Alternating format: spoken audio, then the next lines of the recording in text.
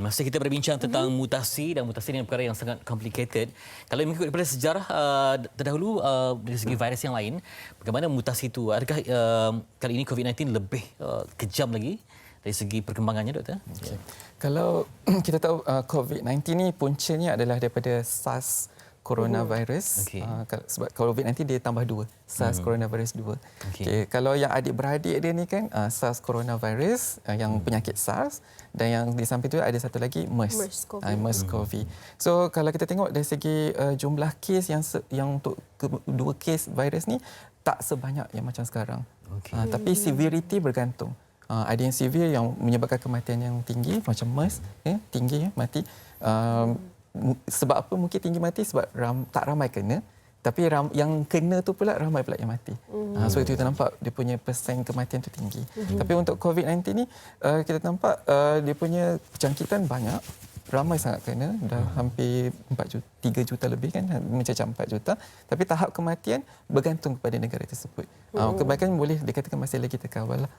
Contohnya di Malaysia sendiri, mungkin jumlah kematian kita belum lagi banyak berbanding jumlah kes yang kita hadapi. Bagi negara yang kematian tinggi, faktor utamanya apa? Kita tengok pula siapa pula yang dijangkiti tersebut. Kalau yang kena tu mungkin kebanyakan warga emas. Mungkin kita tahu secara maklum, secara pengetahuan kita yang warga emas ni banyak komplikasi penyakit yang lain seperti kencing manis, ketahanan badan pun lemah.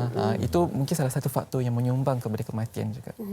Okey, kalau seseorang individu jangkit semula dengan COVID ini, dan bagaimana dengan tahap chances kesembuhan, adakah sama ataupun dia punya ketahanan badan adalah sedikit berkurang kerana dia dah pernah kena sekali? Okey. Kalau sebelum ni saya punya ketua pengarah kesihatan pernah memaklumkan bahawa individu yang dijangkiti kebarangkalian untuk ada imuniti secara semula jadi hasil jangkitan sebelum ini mungkin tak juga. Okay, maksudnya dia kebarangkalian untuk dijangkiti semula itu ada. Tapi dia bergantung pula kepada jenis strain virus yang dijangkiti. Kalau mungkin dulu dia dapat strain yang baik, so sebab tu dia boleh sembuh dengan cepat. Tapi bila dijangkiti semula, dia dapat strain yang lebih ganas. So mungkin keadaan dia akan lebih teruk berbanding dengan sebelum ni. Jadi dari segi keupayaan perubatan, maksudnya dari segi ubat, mampukah untuk membendung dan sebagainya? Untuk rawatan sekarang dari segi COVID-19 kita ada memperkenalkan beberapa jenis ubat lah, seperti chloroquine, ada yang trial untuk remdesivir dan jenis-jenis antivirus yang lain. Buat masa ni kebanyakan kita bagi ubat tu tak dapat lagi membuktikan keberkesanan kata ini boleh menyembuhkan daripada jangkitan. Tapi ubat ni sebenarnya kebaikannya, kelebihan dia adalah secara tidak langsung dia mengurangkan tahap keradangan. Bila kurang radang, maksudnya demam makin susut, sistem pernafasan mungkin lebih baik, dan jangkitan tersebut mungkin lama-lama beransur hilang secara sikit demi sedikit. Bagi yang telah discharge, jadi mungkin mereka perlu melaporkan kembali selepas tempoh tertentu supaya kita dapat tahu bagaimana corak mereka ini. Bagi mana yang dah telah sembuh, biasanya kalau ikut kita punya step, kita ada asingkan pula dalam step downward. Kita nak pastikan dia ni betul-betul negatif ataupun betul-betul tiada lagi simptom yang baru. Bila dah sembuh tu, dah keluar, kita akan buat follow up dan pemantauan at least dalam masa 2 minggu ke 1 bulan.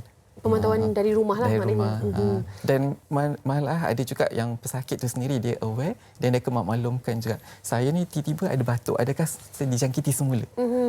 Itu akan menjadi alert. Maknanya rata-rata mereka yang bekas, maknanya bekas, kita boleh bercakap bekas pesakit ini COVID-19 ni, mereka juga risau tentang keadaan selepas itu. Sebab mereka mungkin kita kata macam satu trauma lah kan, pernah dijangkiti, bila datang balik simptom yang sama mungkin sebelumnya, adakah benda tu virus yang sama ataupun virus yang lain?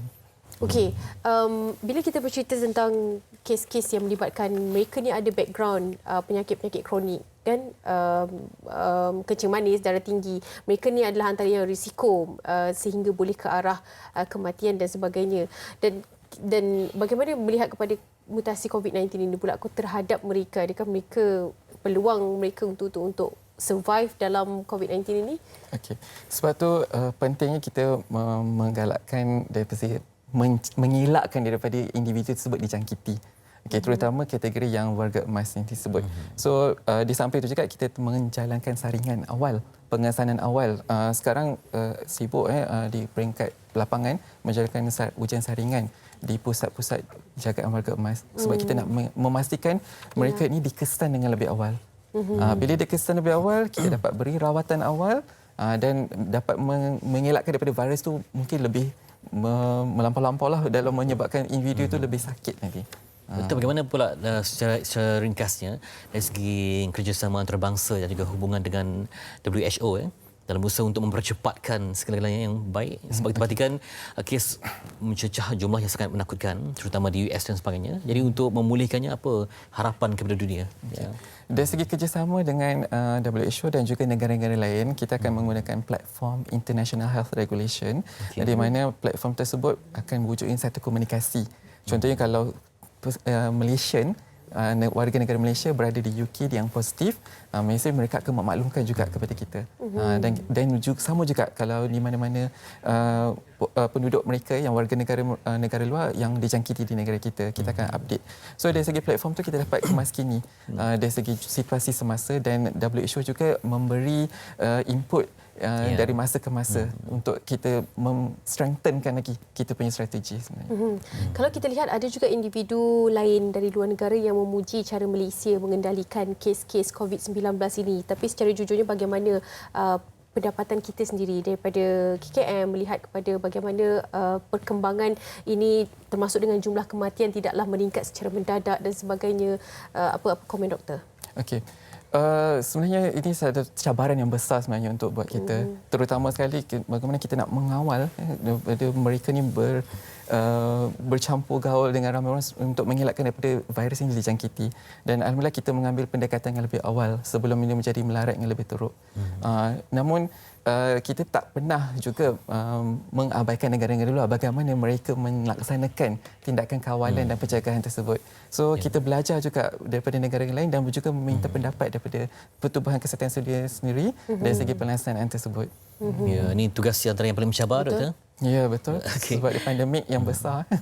Baik, mungkin Doktor ada ucapan kepada hari ini, Hari Jururawat. Seperti dengan Hari Jururawat. Ada ucapan istimewa kepada rakan-rakan sahabat jururawat? Silakan. Pertama sekali saya mengucapkan jutaan terima kasih kepada semua jururawat yang dah bekas jururawat yang telah bersara dan sedang bertugas dan bakal menjadi jururawat.